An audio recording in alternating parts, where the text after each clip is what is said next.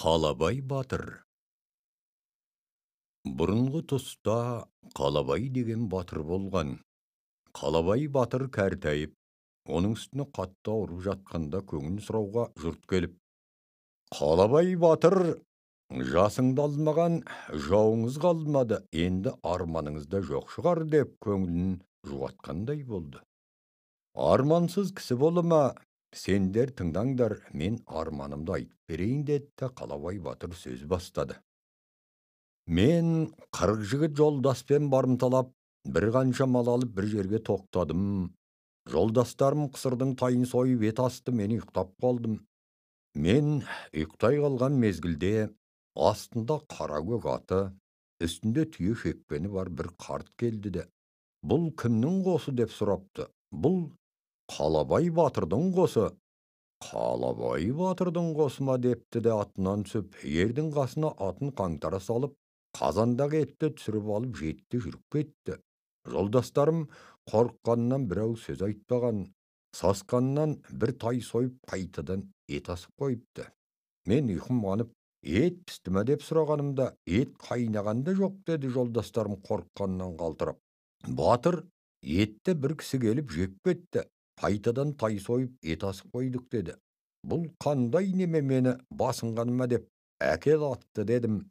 Жирен атты мініп қалай кеткенін сұрадым. Бағытын біліп алып қуа жөнелдім. Bir дөңге шыға келсем, көз көрім жерде кетіп барады екен, мен қуып жеттім.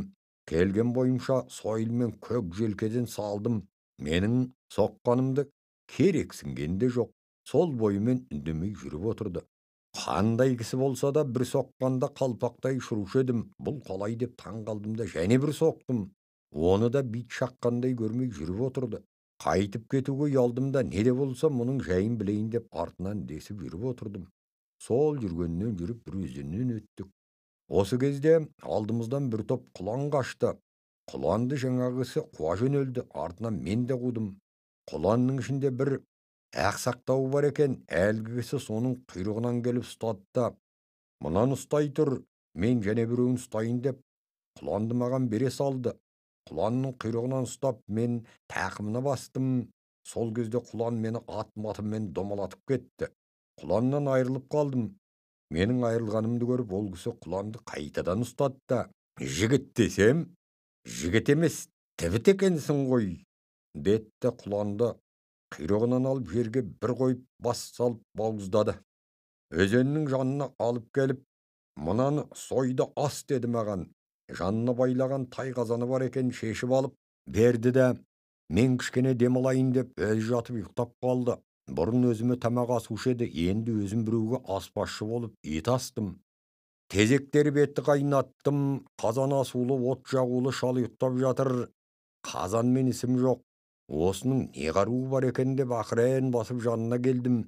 Түйе шекпеннің астын ашып көрсем, қойнында темір шоқпары бар екен. Ақырын саумалдап темір шоқпарды шығарып алдым да, мұны өлтіріп кетейін деген ойға қалдым. Шоқпармен қақ маңдайдан салдым, былқ етпеді. Екінші рет ұрайын деп едім, шоқпарды көтеруге қолымның күші жетпеді. Ол шоқпарды алған жеріме қайтадан қойдым. Мен онымен әуре болып жүргенімде от сөніп қалыпты. Сасқанымнан отты жағып қазанды қайнаттым. Bir мезгілде шал оянды да, ет пісті ме деді. Ет піспесе де қазанды алдына әкеп қойдым. Маған қарап, бері кел, бірге отырып ет же деді. Қорыққанынан бір жапырақ етті азар жұттым. Басқа етті түгелмен өзі жеп алды. Атына мініп алып жүріп кетті. Артынан мен деріп жөнелдім. Сол жүргеннен жүріп екі-үш өзеннен өттік. Bir жерге келіп қондық. Торғай шырылдағаннан атына мініп қайтадан жүрді. Жас кісінің көзі өткір болушы еді. Мына өзенде не көрінеді, байқашы деді маған. Қарап тұрып, өзенде мал көрінеді дедім. Олай болса, соған қарай жүрейік деп жүріп кетті. Малдың ішінде аппақ будай бір шал жүр. Шал екінші шалға, ассалаумағалейкум баба деді.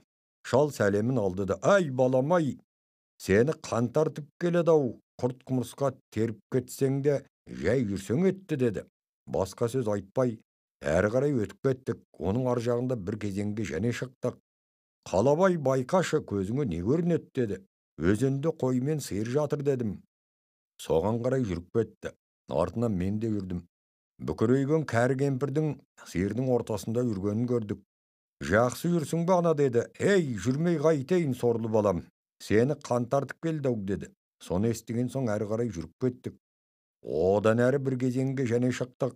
Көрші көзіңе не көрінеді деді. Қарасам, үш ақ орда тұр. Үш ақ орда тұр дедім. Жарайды деді. Сол жерде менен. Жаныңда не қаруың бар еді деп сұрады. Менің қаруым бүктемелі ақ семсер дедім. Соны қызғанбасаң маған бер деді. Семсерді бердім шал. Я қалабай, барармыз. Барған кезде сен аттан түспе. Түндік шалқасынан ашылса, сонда үйге кір. Егерде түндік ашылмаса, өз атыңды таста да, менің атымды мініп, өз жөніңе қашқайсың. Өз атыңмен қашсаң құтылмайсың деді. Шал атын қаңтара салып еді. Бұл не деген мал деп таңданып тұрдым.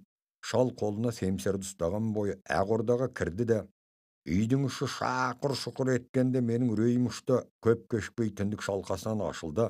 Аттан түстім де үйге мен де кірдім. Табалдырыққа жеткенше үй іші іркілген қан екен. Оң жаққа қарасам, серейген алып жатыр. Кірген бойынша ұйықтап жатқан алыптың басын шауып тастапты. Өз төрдің алдында отыр екен. Сол жақ босағада бір әйел отыр. Мен барысымен, я, қалабай батыр, менің жаныма отыр деді.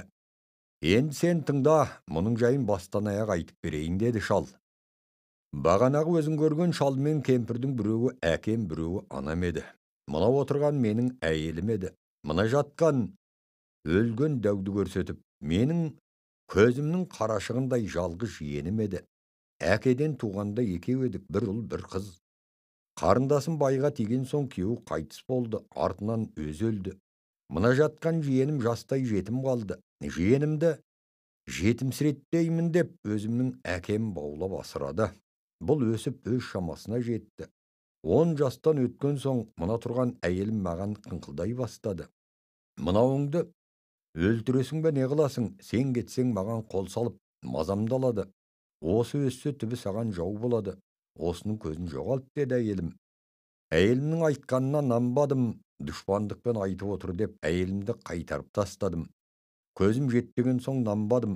Бір күні қалың аралға адастырып тастайын деп ойладым да, аңдап құстап келейік деп ертіп алып жөнелдім. Апарып аралдың ішіне адастырып қайтып кеттім. Артымнан көп кешікпей-ақ ол да жетті.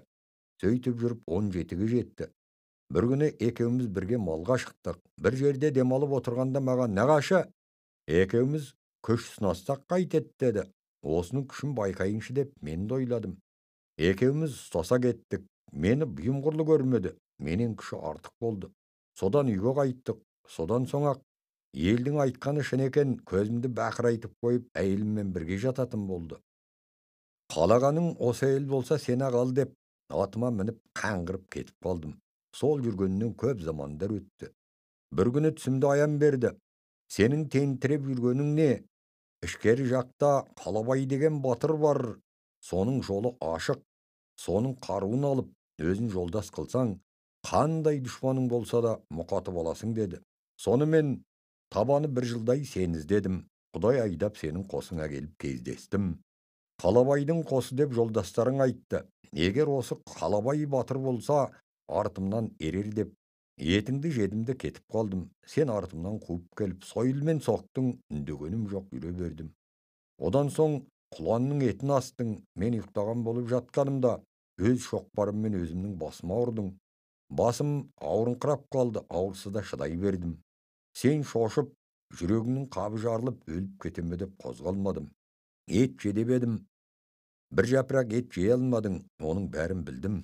Бағанағы өзің көрген әке шешемнің табанын тіліп жиенім малға салды. Менің атым Көксал батыр. Ел жұртын жинап, әке шешесін алдырып, таза киіндіріп, баяғы қауымына түсіріп, ат шаптырып, той қылып, бір қатар мал сойып, мұратына жетті. Көксал мен Қалабай құшақтасып, дос болды. Жиен ел болмайды, желке ас болмайды деген сөз осыдан қалған екен.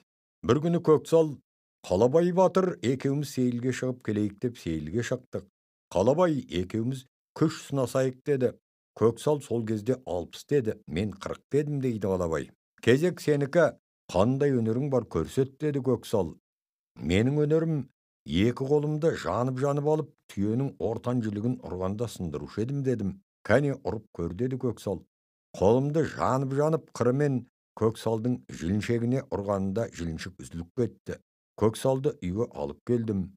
3 ýylgy tubiýeniň qazysyna orap tabany bir aý emdedim. Bir aý 10 günde Köksal ayagym basyp ýüretim boldy. Täze bir güni seýilge şykdyk. "Ýa, endi кезек meniki" dedi. Köksal meni köterip alyp laktyryp bergende kaňbakda ýuşup domalak ketdim. Üýge gaýtyp geldim. Erteňine elime gaýtuga Köksaldan ruhsat suradym. Keterimde Köksaldyň kök atyny suradym. "Kök atdy gaýtesiň, käri goý, ol sagan at bolmaýdy. Men ketgende osunyň enesi kulun galyp edi, sol malda ýürgen şygar" dedi. Maldy aralap ýürüp atdy taýyp aldy. Däl kök attyň özü sekildi, birak şu asaw Köksal sol atdy berdi. Aýgyr ýürle jylky berip, janyma joldas berip jetkizip sal dep tapsyrdy. Men attanyp ketdim.